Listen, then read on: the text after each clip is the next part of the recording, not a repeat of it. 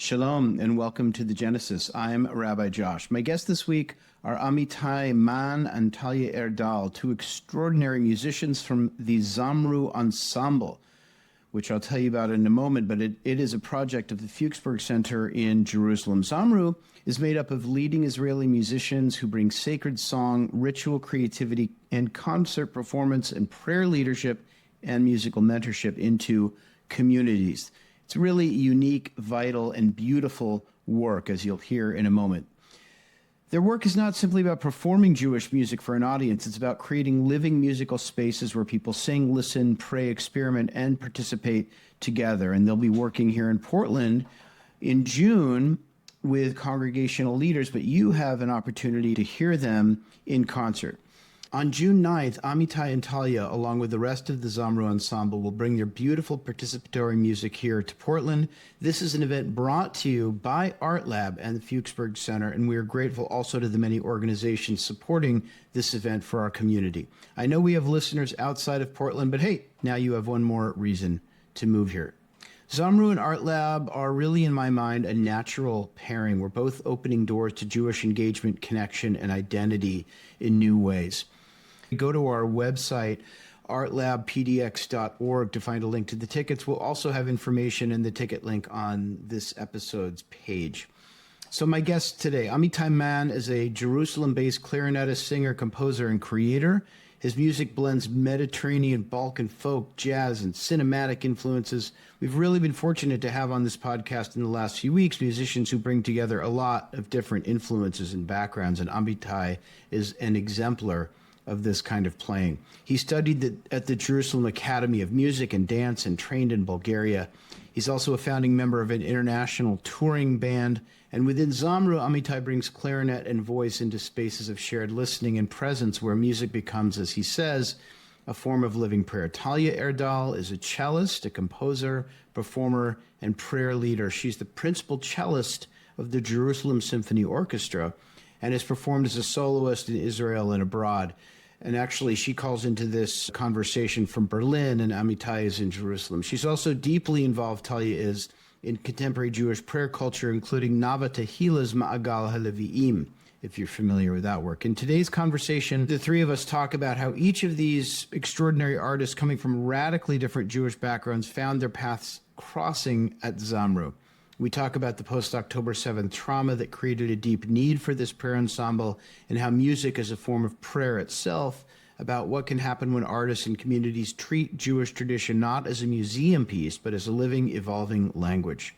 Before we get into the interview, I'm going to play a little bit of Zamru's magnificent music so you can get a taste of what they do live.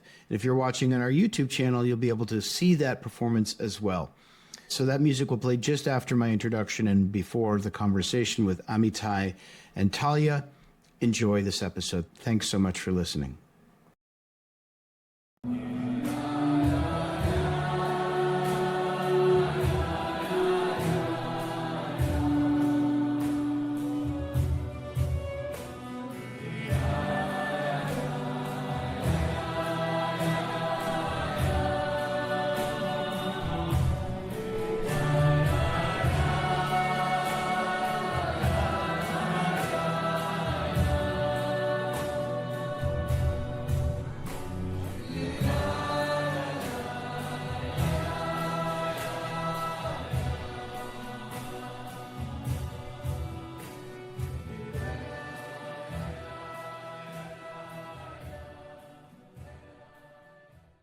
Talia and Amitai, welcome to the podcast. Hello. Thank you. Hey, thank you so much, Rabbi Josh.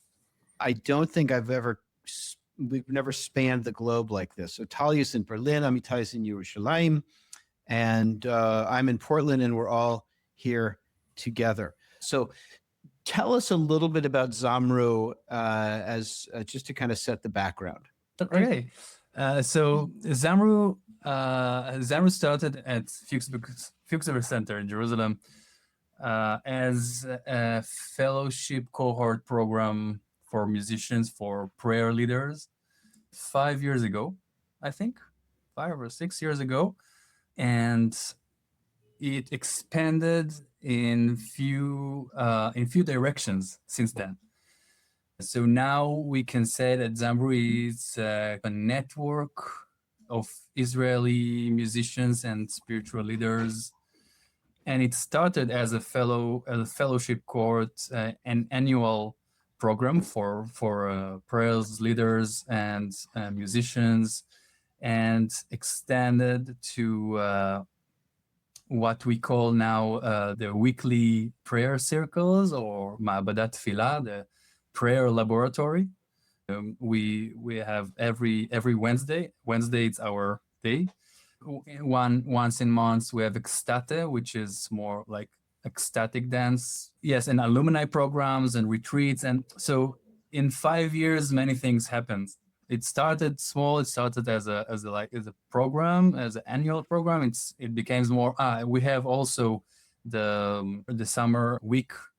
Yeah, we have like a week of sacred music festival in Jerusalem, and so it's expand. And in the last year, I think, the ensemble, the Zamru ensemble, established as more like a concert / tour based ensemble, Right. touring based ensemble. But yes, it's a network. So we're working with a lot of prayer leaders and musicians, and we probably you probably when you type Zamru in YouTube, you probably find a lot of great musicians and different ensembles. You guys do something truly distinctive, and I think I'm belaboring this a little bit because I think for a lot of people listening, they probably think Zamru is, if they've heard of you guys, they probably think of it as just like my impression is that what you guys are doing, what the Fuchsberg Center is doing with Zamru, and what you guys are doing is something that either couldn't or wouldn't have happened 10 years ago or 15 years ago or something like that. It strikes me that there's you guys are filling a need for a way of expressing Jewish spirituality in a way that didn't exist not too long ago. Do you think I'm right about that? Sure. I think, I can say from my own personal angle, Amitai explained a little bit about the octopus, which is Zamru with many, many arms. Do you call them arms in English? Yeah, I think so. Yeah. They're arms. And I think Amitai was there a little bit more from the beginning. I joined this whole project a little bit later, and I joined the ensemble specifically. But I think just the fact that the project started from a group of people who were searching for a new way to express Jewish prayer is a very specific need.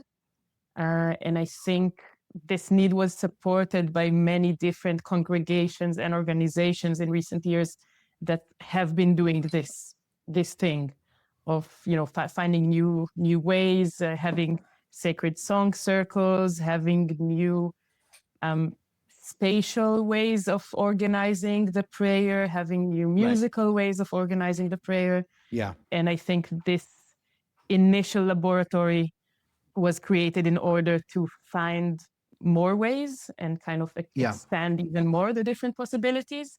Yeah. What we do as an ensemble is kind of using that platform to do our own thing, and I mean to express ourselves also musically through Jewish liturgy, but using the platform of a very open space with many different options. Right. So I think for Americans listening to this, I think people have to understand something about the Israeli context to understand the power of what you guys are up to.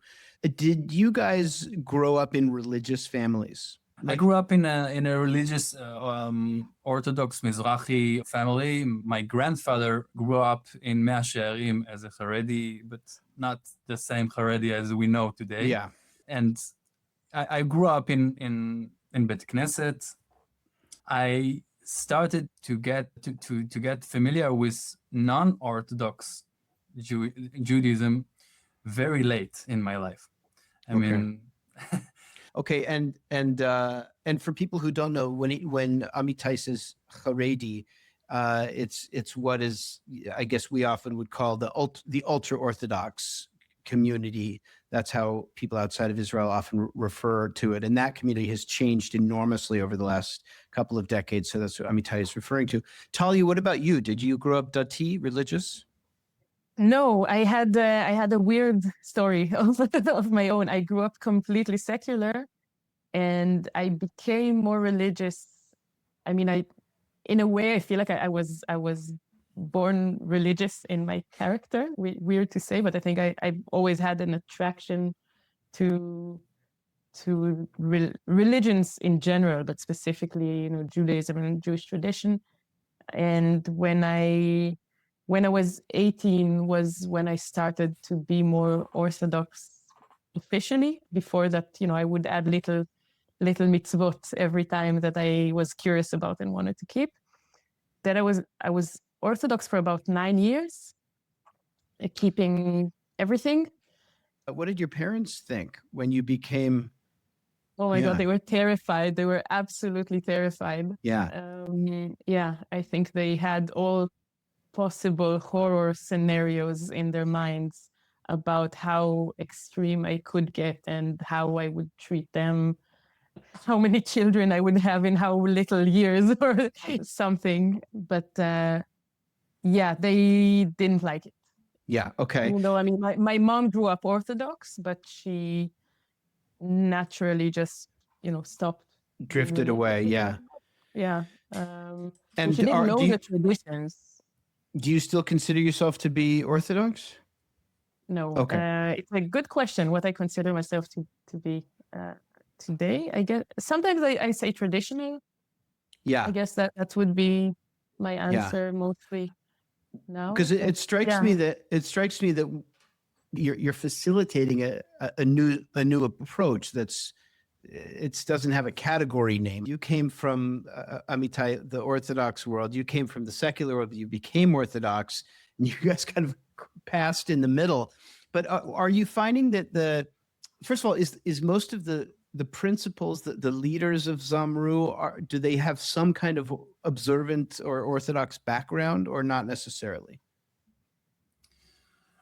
Most of them have something, I guess. Yes, I think we are in the ensemble itself. We are very mixed. I can say Dov, for example, our singer leader, he is a son of a very big rabbi. His father is a Rosh Yeshiva. He's like a super ultra Orthodox and very known rabbi. And I think yes. So in a way, it was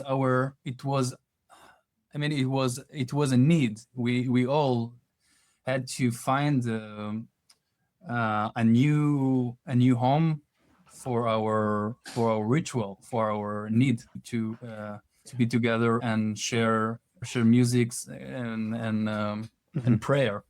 Yeah. My point here is not to get caught up in the categories, but I'm trying to paint a picture and understand. So who are the people, understanding it's very diverse, give me a sense of like a typical Israeli that Zamru attracts. What are they looking for and where do they come from? I think in Israel, there's a very painful gap between the religious and the secular, quote unquote. I mean, it's both in the education system. Sorry, so it already from childhood kind of separates the children, but also in mentality, there's a very big gap and big resentment sometimes between the two, which is something that I think in the Jewish diaspora it's maybe less so because people have to stick to each other just because they're Jewish, so they have to form a community somehow together.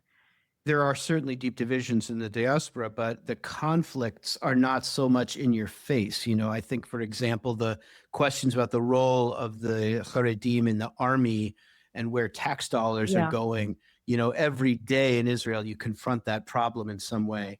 There's less politics involved. Yeah. And I think for many of the young people of our generation who were already brought up very secular, there's also I don't know, some place of pain of not knowing your own tradition.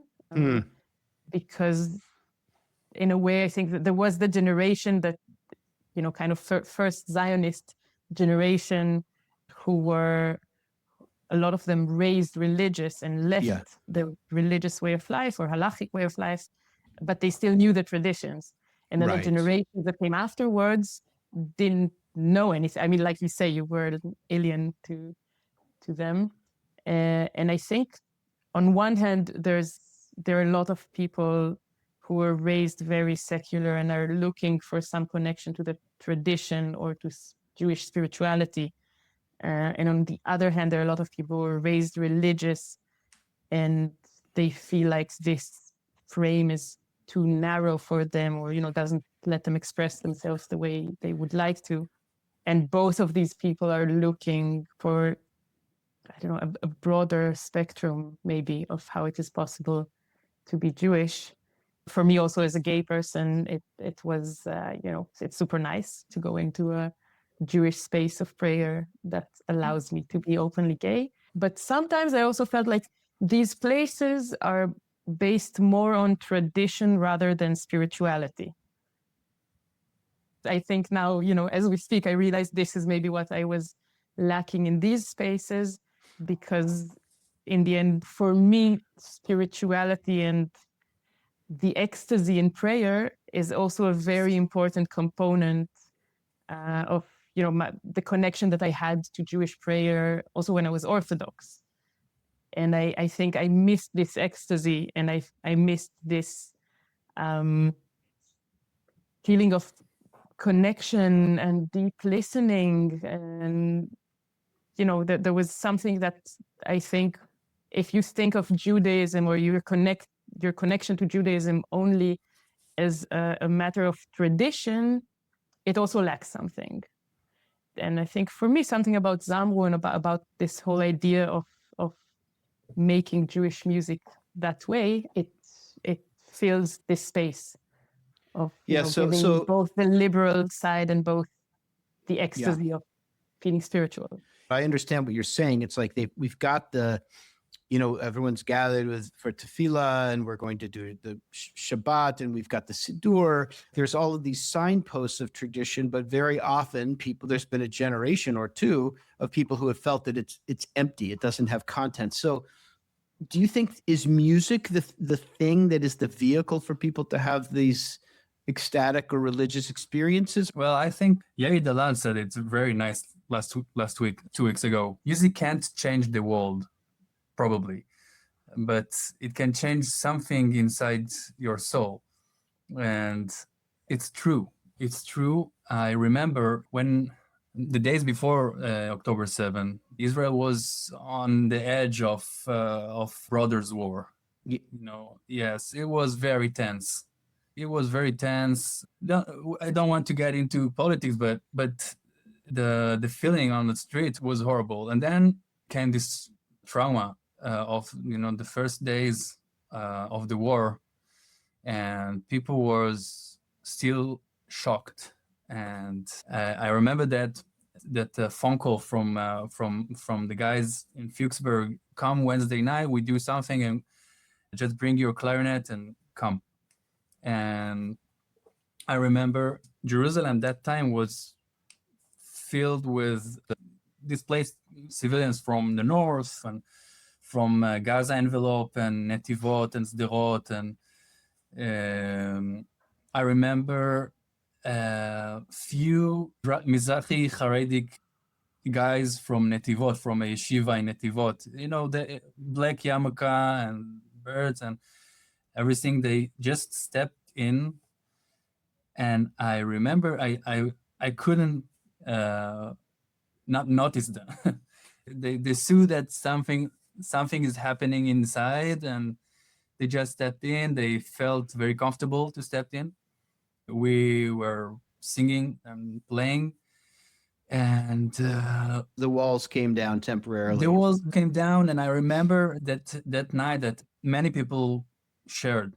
It was just the beginning of the war, and people needed to share And we had like wireless microphones going from one to another from time to time between songs. And I remember two of them laying down on the back on the carpet in the synagogue. And then one of them started to cry, but really like he broke all the barracks. Yeah. And started to share with he didn't know anybody there. Nobody know him. And you could feel that this place is something so important is going there. Is music a tool that is bringing people together? I mean, is that what you find? Definitely, yes. Yeah, I think music has a special power to move things inside of you. Yeah. Which other formats don't do in the same way, I think. Bodily experience. I'm so curious as to what effect that has on people. And do you think people are thirsting for a reconnection to Jewish tradition, or is it not about that? I think it's both about that and about being together. I mean, there's something in a song circle which is very different than I was until this year working in the Jerusalem Symphony Orchestra. So, I play a lot of classical music, and now I'm on a year off from my job in the orchestra. But, every week I used to be on the stage a few times with 70 other musicians and play classical Western symphonic music. And I have to say that they are really good experiences in that as well, but it does feel a bit distant. Sure. From the audience. You go there, you play your part. It's true, you're a part of something much bigger, but you do your own little part. You try your best not to fuck up, excuse my language. Because usually if you are heard, it's because you did something wrong. And then you bow and you go home. Maybe you get some flowers, maybe you don't. And you don't know anything about how the audience felt unless, you have some friends there and they come up to you and they tell you how it was. But for me, I think that the journey in Zamru is not only a Jewish journey for me, but also a musical journey, because as a musician, I'm also looking for new ways to connect to the audience, to make new experiences. People at concerts will not lie down on the floor and cry. When it's a circle, no one is on a podium, but everyone is the same kind of eye level. Yeah. You can move freely. You can dance if you want to. You can meditate if you want to. You can sing along. It's a very different experience. Yeah, and I guess because the material, the content, the words that you're singing, even if somebody didn't grow up with them, they know that like, these are me, these are part of me, this is us. Amitai, what is your musical background?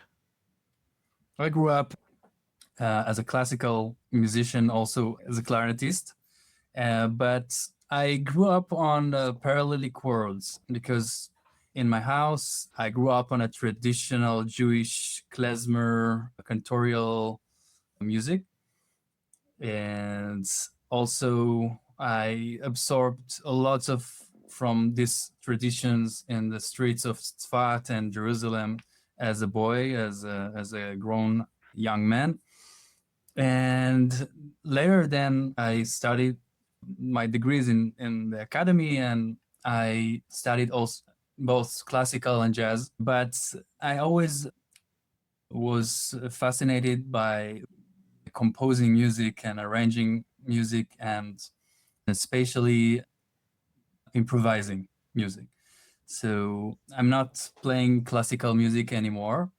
From time to time, I'm still doing gigs with orchestras, but not in a traditional symphonic orchestra. So my background is I can say traditional, but in many traditions. One of the things that I think is distinctive about what you guys do is that there is, on the one hand, it's very easy to participate in, right? Because it's appealing, and somebody who doesn't know music can get into it. But there's also a lot of musical sophistication that comes through. What do you find as playing in this context? What's the itch that scratches? What is the part of you that is satisfied by the musical participation in Zamru that you maybe don't get in jazz or classical? I mean, Talia, you addressed this already, so I'm really asking Amitai for you. What do you find in that as a player? I think that for me, musically, I really loved the way in our circles, for example, how I use my voice or how I use my sound through my instrument.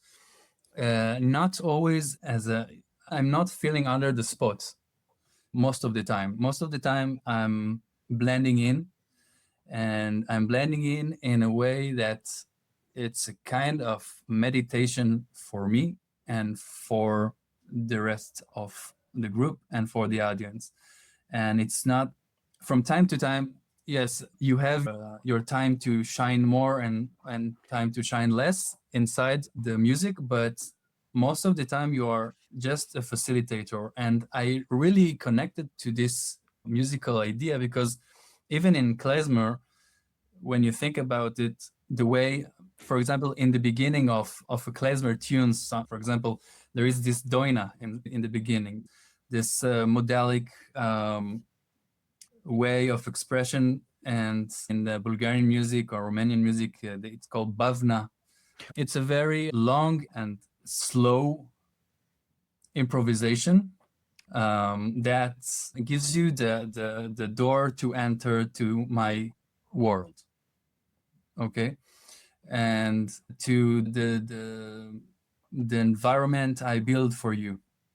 And before we start the story, before I bring you in to my story, I fill you with sound. I'm not going too fast on the notes. There is no changes. There's just maybe a drone. Yeah, it's facilitating a lot of things to happen when the music is not into your face and it's not too much resonating. It's just, yeah, you're setting the stage, or you're opening a doorway, as you said. Yeah. Yes, exactly. So for me, it's a way first to practice it more and more.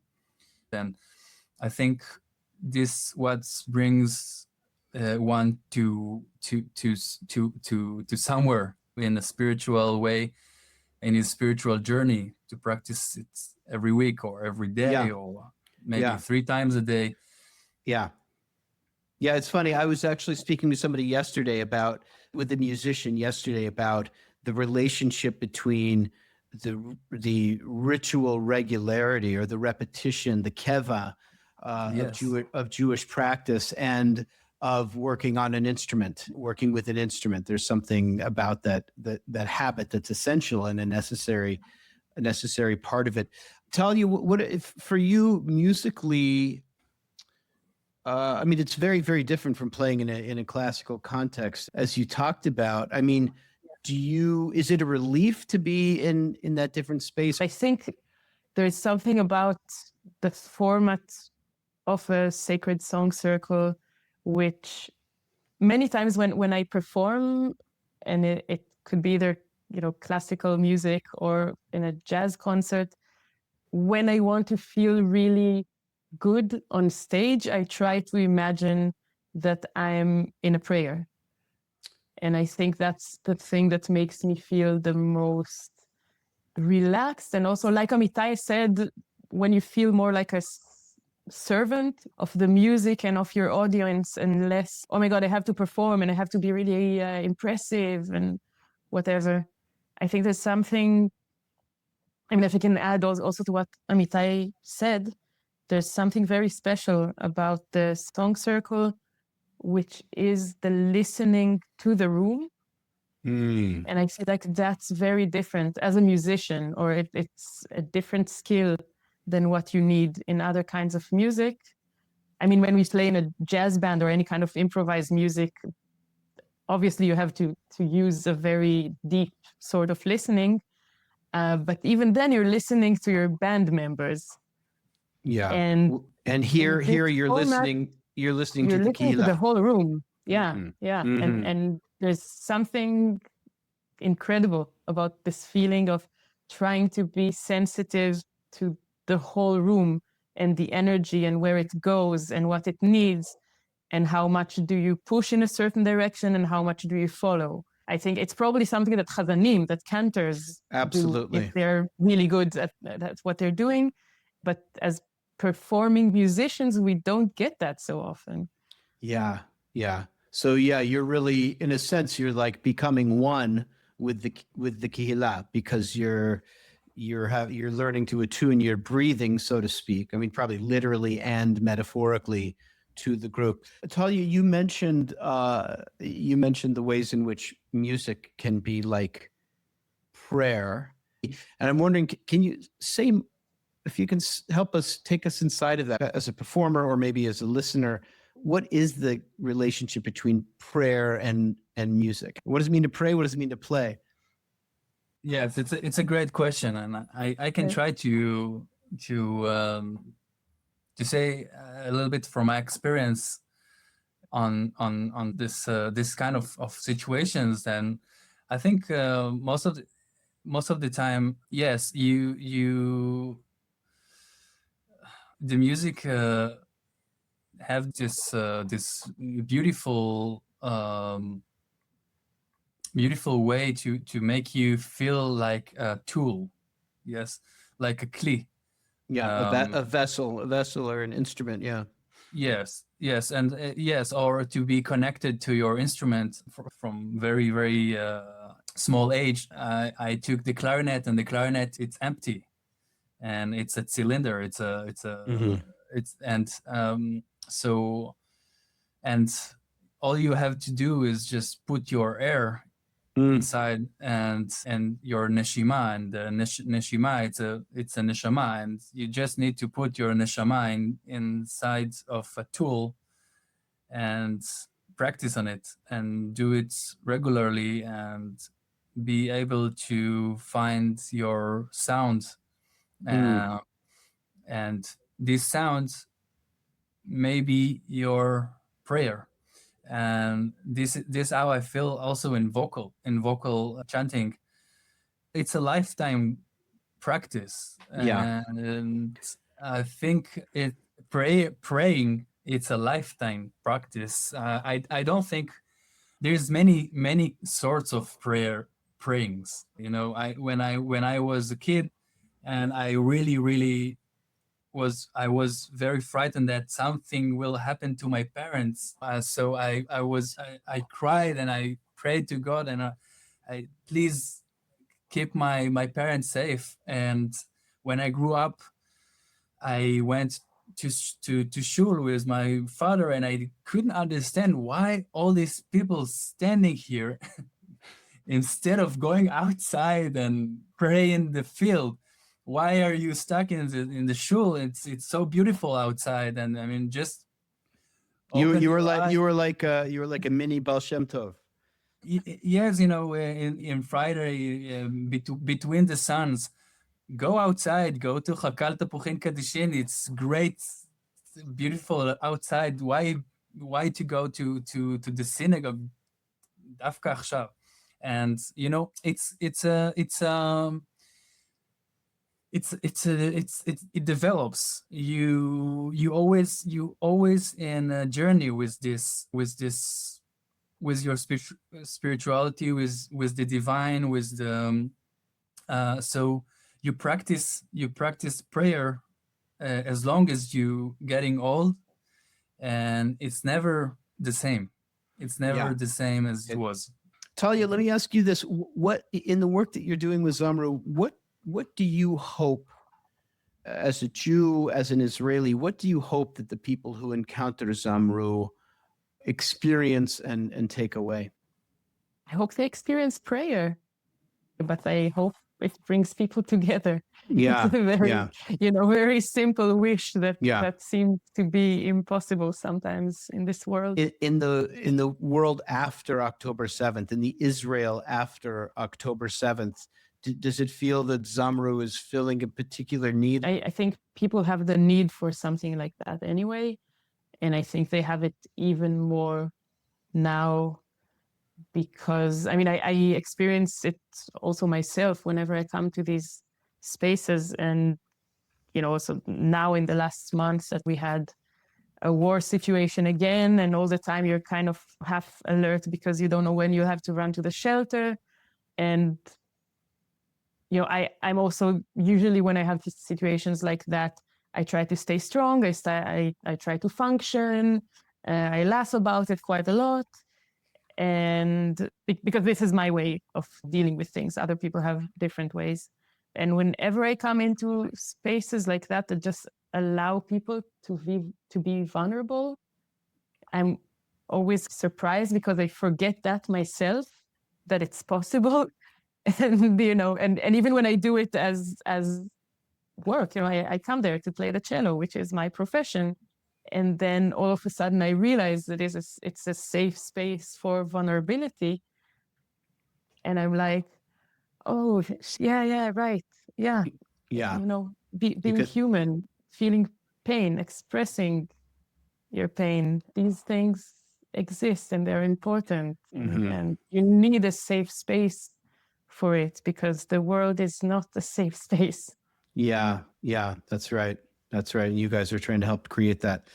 Talia, I want to thank you. And Amitai, I'm going to keep you on for a couple of minutes just to talk about what people can expect. Talia, just lovely to meet you. I look forward to seeing you when you're in Portland in June, I guess.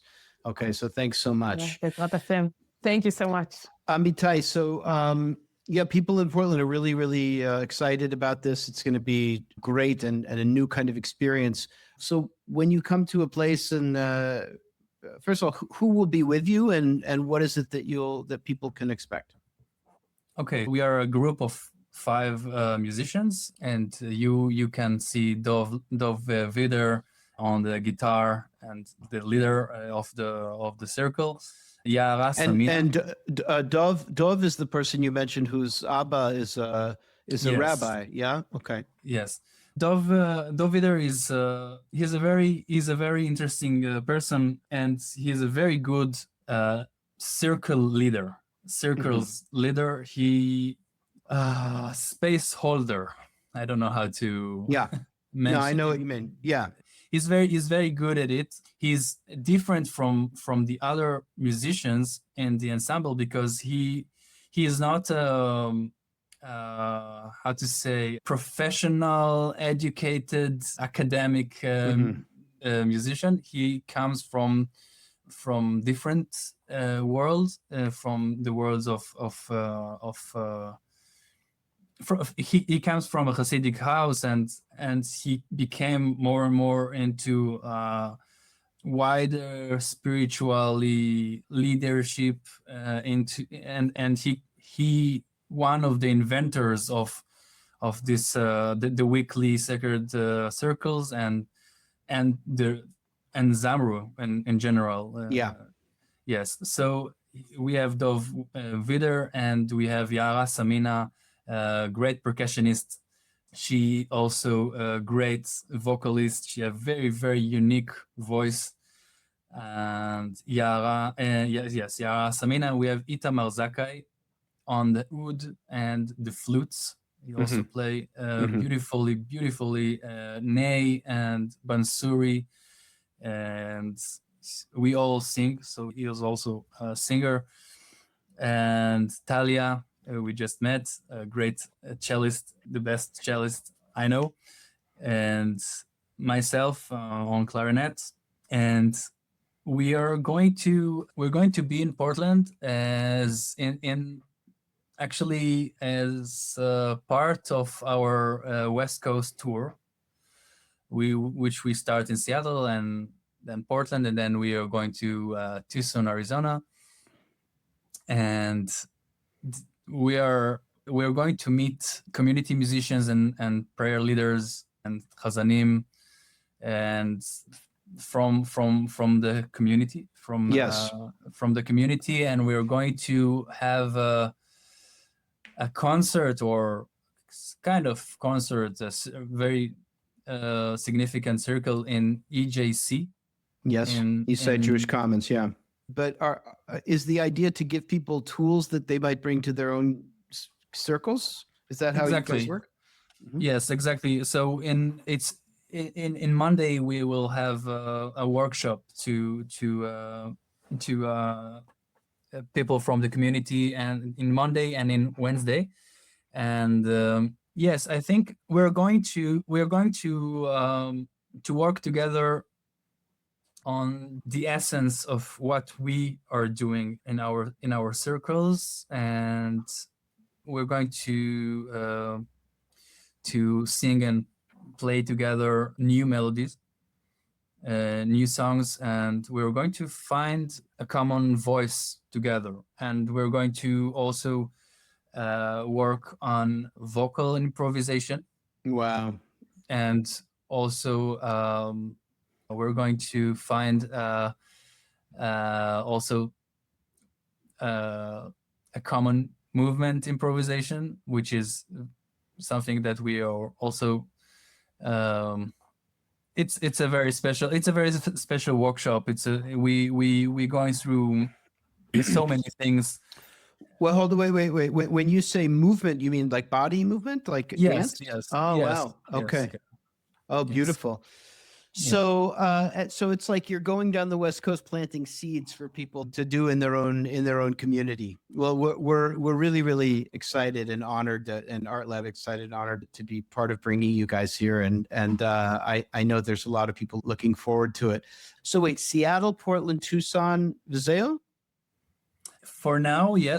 Actually, we start in a smaller group in LA, and then Seattle, Portland, and Oregon. But we already did in last January, we had workshops and concerts in called Fila at Temple Bet Am in LA. Called Fila. Yeah. It's a great. It's a kind of it's a prayer festival. Yeah. I understand. Yes. Okay, so we're almost out of time. So I want to ask you one serious question. As an Israeli looking out at this moment, and coming to the United States, where there's so much antagonism towards Israel and also division within the Jewish community, what do you wish Americans understood about Israel right now? Maybe what's most of the American Jewish people don't know about Israel is that we need you strong in America, and it's kind of cliche, and maybe it sounds a little bit weird what I'm going to say, but it's I mean we both need each other strong and safe, and safe in the wider meaning. Yes, last time in January I spoke with few friends in Los Angeles, and I said something that afterwards I thought about it and said, interesting, I said it because I never said it before, because I know I'm not one of these Israelis that only say make aliyah, make aliyah, make aliyah, because I don't believe in that, because as I said, we need you there and strong and Jewish. And proud. And actually I didn't know how much Portland is so Jewish art capital. I never knew about it. Actually, it's much because I started listening to your podcast and understand what's happening there. And I grew up in Jerusalem, and I thought Jerusalem is the center of the world, and of course the center of the Jewish art world. And now I understand that Portland is a kind of Well, Portland is it's a very rich a very rich Jewish community in terms of its creativity, and it's become one. I mean, it's, Jerusalem is Jerusalem, so we're not laying claim to that, but we feel a deep connection, and trying to, I think programs like Zamru help us open doors to people to realize that there's more than one way to be Jewish, and to be, as you said, to be strong and proud as a Jew, and to engage. So thank you for that. And then my last two questions, which are a little more lighthearted. One is, what's just something that you love that you want people to know about? Okay, let's see. I can recommend it about on an album if you want. Great, sure. But it's my album. Great, even better. I love that. So it's called Simanim, and it's Simanim. Simanim. Yes, it's a contemporary improvisation on Jewish cantillation. It's a new project I came up with. It's very. Okay, it's, I don't know how to say, but it's we took the Teamei Mikra, and we So sorry for people who don't know, Tami Mikra are the trope, what we call trope marks in English, that when you're chanting Torah, they tell you what melodies to use for each part of the sentence. Yeah. So this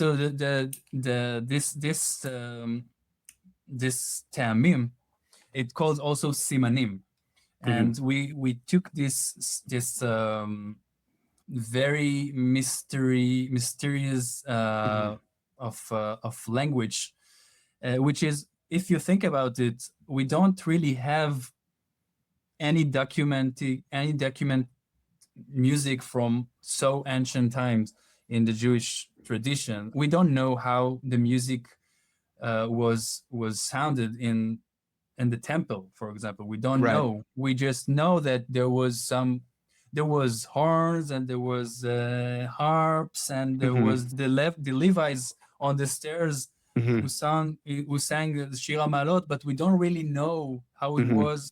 We can maybe guess that there was some modes and makams, and we don't really know how it was, but we do have traditions in the Israel diasporas that keeps something from this ancient world, and you can find it in this Simanim. You can find it in the cantillation of the Torah and the Megillot. It's so incredible to think about that. Yeah. Yes, and also if you go to the Ethiopian Jewish traditions, you go even or the Yemenites Jewish, you know that they kept the tradition from the first temple. You know that they believe it. Wow. And they so this is your doorway to this very, very ancient tradition, and we just took this a bit, a few from the Megillot and from the Haftarot, and we improvised it, and we tried to take it to a personal place, and that was so you're using parts of the musical framework of the Simanim to improvise on the clarinet? On the clarinet and bass clarinet. And, wow, God, what a beautiful project. And yes, and actually we are also taking few elements from this project to Zamru Ensemble in the concerts. So great. It's actually connected to our conversation. So, it's such a perfect encapsulation, I think, of what it means to be Jewish, to take this ancient framework, but then by improvising on it, you're bringing yourself into it and making it very, very present. Wow, that is such a great idea. I look forward to listening to the album. Can somebody find it on Spotify and Apple Music and stuff? Yes, it's everywhere. It's on YouTube and Apple Music and Spotify. Great. And yes, it's Simanim. Maybe I'll send you a link.